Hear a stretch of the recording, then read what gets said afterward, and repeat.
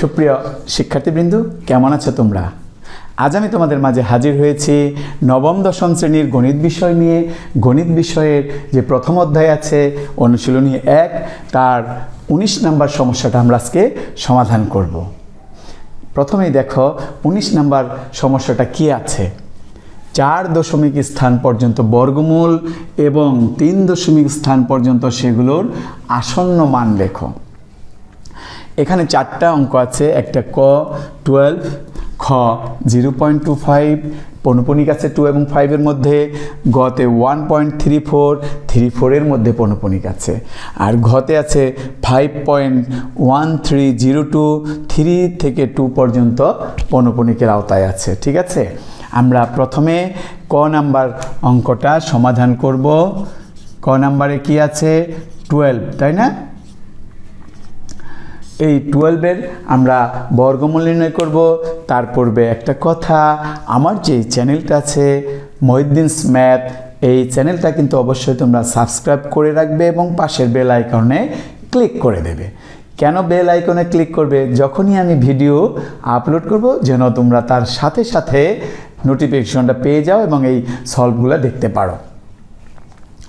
আর share বাটনেও click করে রেখো, কারণ তোমার বন্ধুবান্ধবের কিন্তু এই সমস্যাটার সমাধান করার প্রয়োজন হতে পারে। আমরা শুরু করি ক নাম্বার। দেখো, বর্গমূল নির্ণয়। বর্গমূল নির্ণয় 12-এর বর্গমূল নির্ণয় কত পর্যন্ত বর্গমূল নির্ণয় করতে বলছে? 4 দশমিক স্থান পর্যন্ত।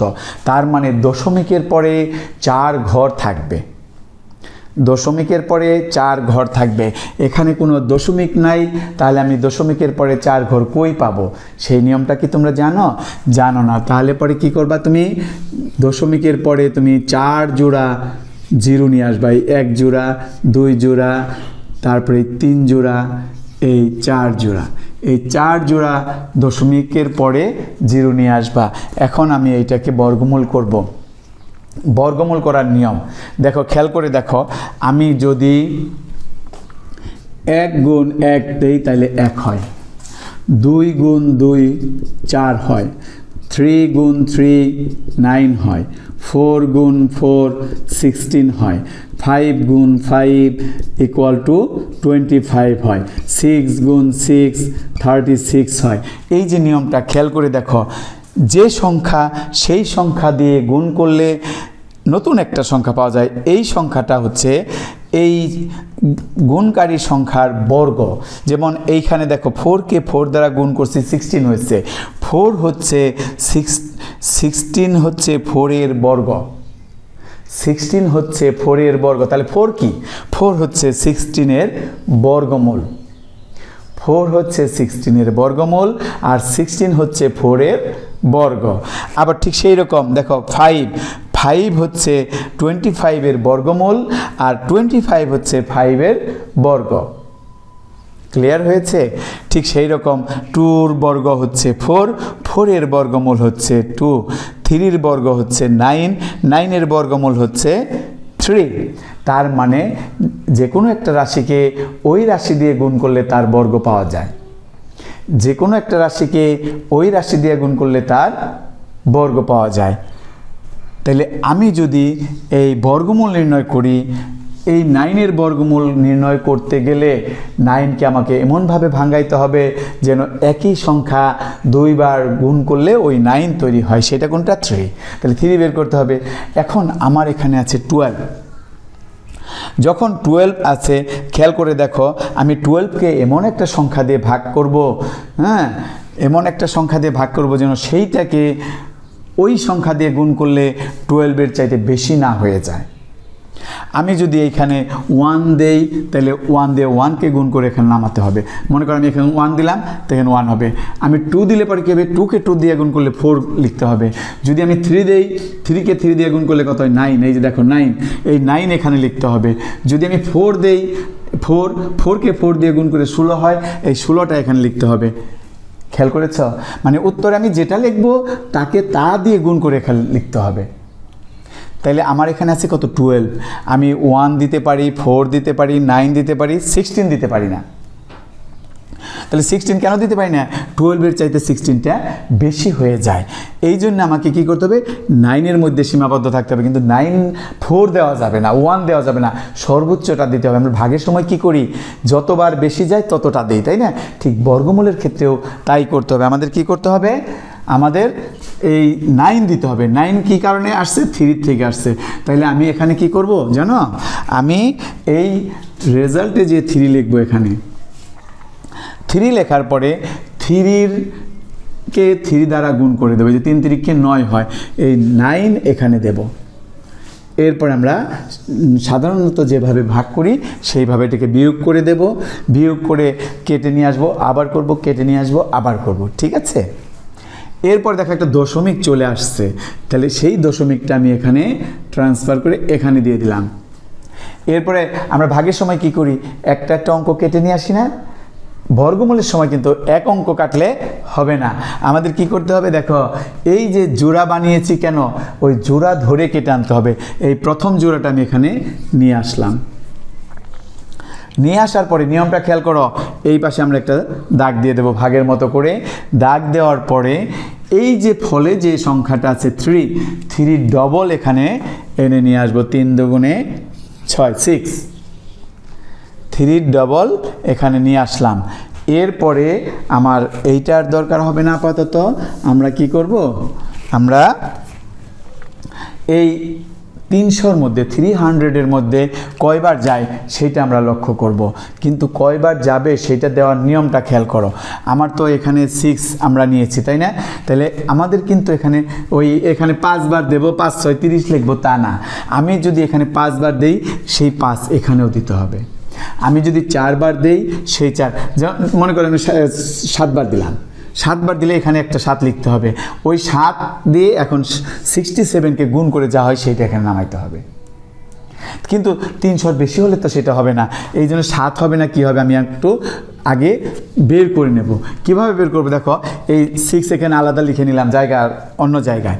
আমি যদি ওখানে 1 দেই, তাহলে এখানে 1 দিতে হবে, এখানে 1 দিয়ে ওই 1 দিয়ে এটা গুণ করতে হবে 61। যদি আমি 2 দেই, তাহলে এইখানে 2 দিতে হবে, তাই না? এই যে এইখানেও 2, ওইখানেও 2, এখানে 62 হবে, ওই 2 দিয়ে গুণ হবে। 2 দুগুণে 4, 6 দুগুণে 12, এখানে আছে 300, বেশি আছে।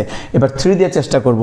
3 যদি এখানে দেই 63 হবে, 3 ওখানে থাকবে, সেই 3 দিয়ে এটা গুণ করে দিতে হবে। 3 3-কে 9, 3 6 18, ঠিক আছে? আরও বেশি আছে। এইবার আমরা কি করব? 4 বার দেবো। 4 দিলে এখানে একটা 4, ওখানে একটা 4, এখানে 4 দিলে হবে 64। যে এখানে যদি 4 দেয়, তাহলে এখানে হবে 64, আর ওইখানের 4 দ্বারা এটাকে গুণ করে দিতে হবে। 4 4 16, 4 6 24, আর একে 25, 256, এখনও বেশি আছে। আমি যদি 5 দেই, এখানে 5 দিলে 65 হবে, আর ওইখানে যদি 5 দেই, সেটাতে গুণ করতে হবে। 5 5 25-এর 5, হাতে রইল 2, 5 6 30, আর 2 32, 325, বেশি হয়ে গেছে, তাহলে এটা হবে না। কমের মধ্যে আছে কত? 4 বার। ওই 4 বার এবার আমরা দেব। কিভাবে দেব? এইখানে 4 দেব, এইখানে 4 দেব। ক্লিয়ার হয়েছে? দেখো আবার খেয়াল করো কিভাবে 1 দিলাম, 2 দিলাম, 3 দিলাম, 4 দিলাম, 5 দিলাম, বেশি হয়েছে ওটা দিলাম না, 4 বার নিলাম। তাহলে 4 4 16 6, ওই 4 দিয়ে কিন্তু এখন 64-এর গুণ করে এখানে নামাইতে হবে, তাই না? ভাগের নিয়মে 4 4 16, 4 6 24, আর একে 25, বিয়োগ করে দাও এটাকে।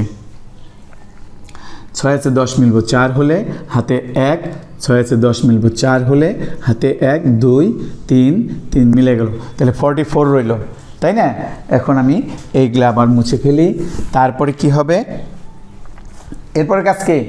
এরপরে আবার আরেক জোড়া এখানে কেটে নিয়ে আসবো। একটা না, কিন্তু সবসময় জোড়া ধরে 1 জোড়া করে কাটতে হবে। 1 জোড়া কাটার পরে আবার এইখানে আসো। এই যে 3 ডবল এখানে 6 নিয়েছিলাম, মনে আছে?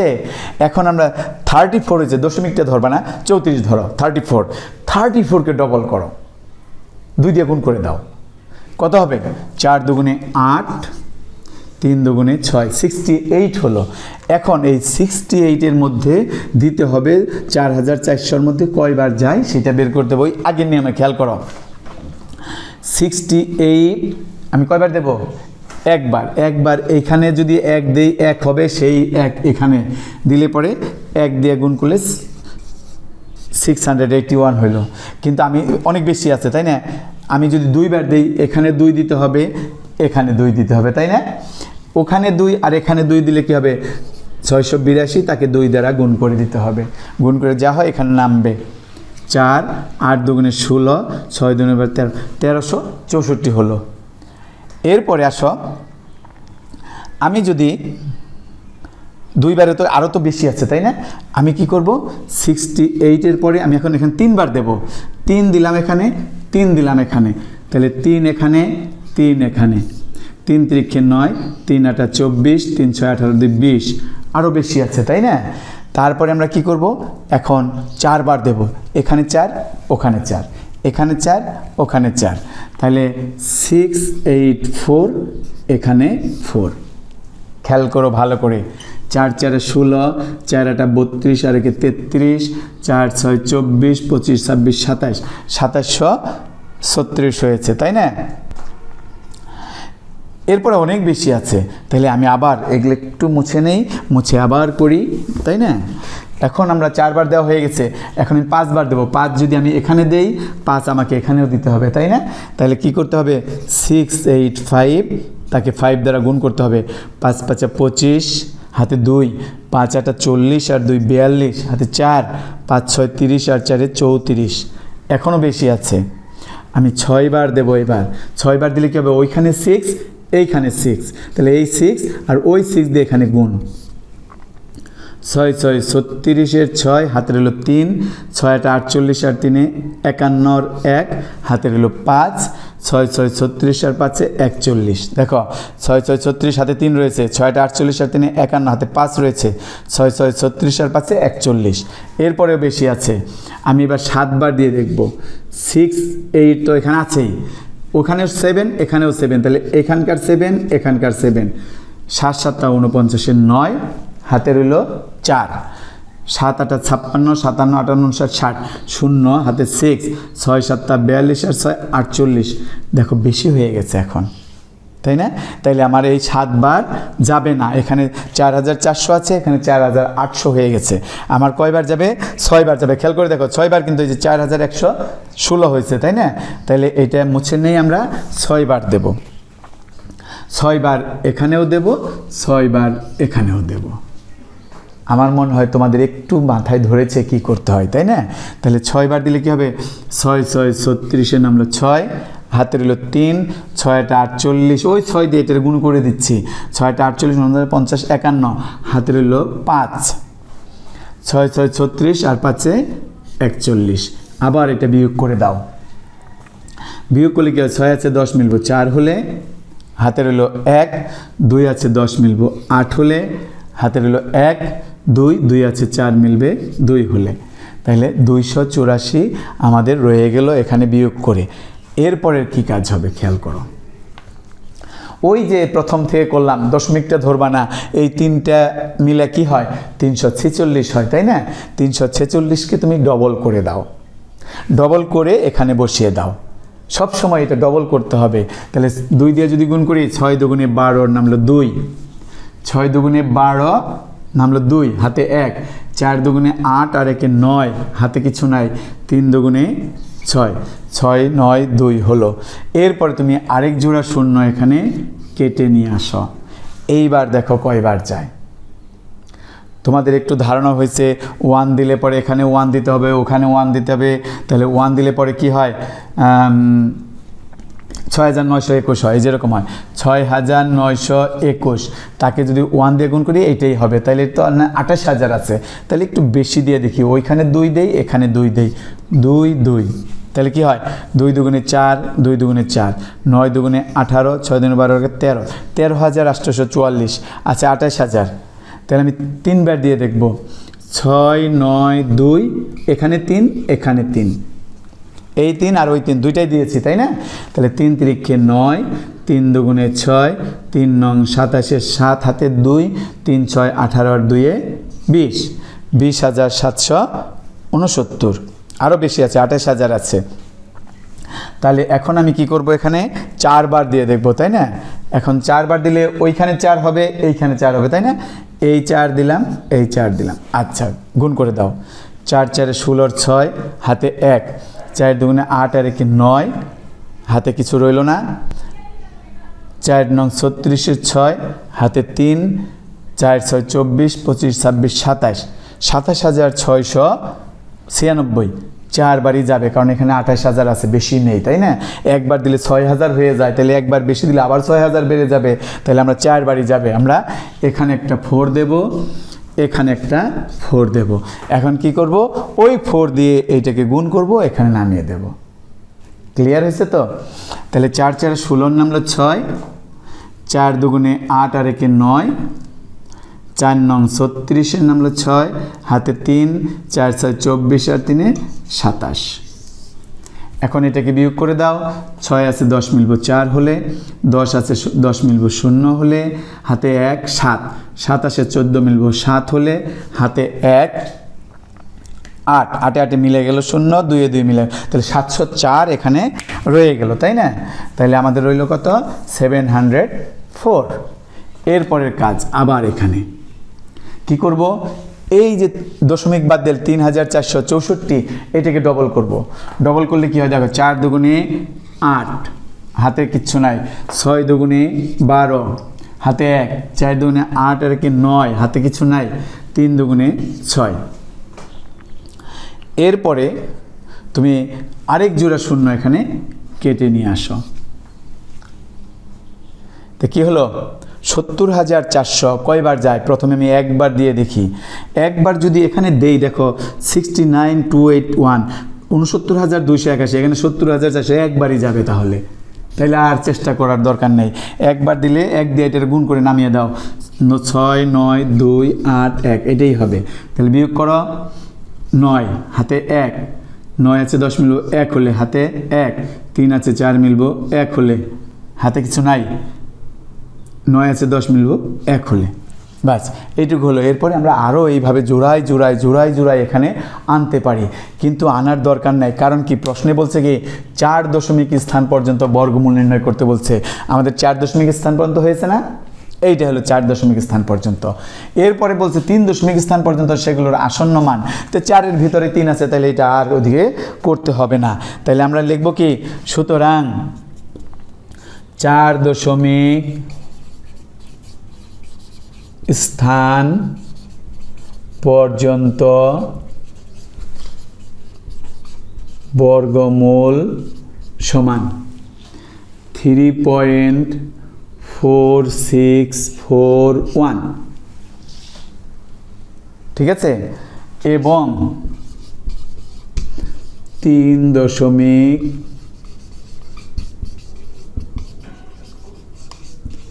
স্থান পর্যন্ত আসন্ন মান ইকুয়াল টু 3 দশমিক স্থান পর্যন্ত আসন্ন মান যখন বের করি, দেখো এখানে ফল হয়েছে কি 3.4641। আমার 4 দশমিক স্থান পর্যন্ত, আমার 3 দশমিক আসন্ন মান কোনটা বলবো? 3 ঘর রাখবো, কিন্তু 3 ঘরের পরে যদি 5 অথবা 5-এর চেয়ে বড় হয়, তাহলে আগের ঘরে 1 যোগ করে দিতে হয়। কিন্তু এখানে কিন্তু আমি যদি 3 ঘর রেখে দিই 3.464, আমার কিন্তু এই 1টা বাদ চলে যায়। যখন 1টা বাদ চলে যাবে, তখন কিন্তু আর এখানে যোগ করতে হবে না। সো এইটাই উত্তর হয়ে যাবে। এই শেষ হয়ে গেল, তোমরা তুলে নাও। তাহলে আজকে এই পর্যন্তই। পরবর্তী ক্লাসে আবার আমরা খ নাম্বার নিয়ে তোমাদের মাঝে হাজির হব। সেই পর্যন্ত তোমরা ভালো থেকো। ধন্যবাদ সবাইকে।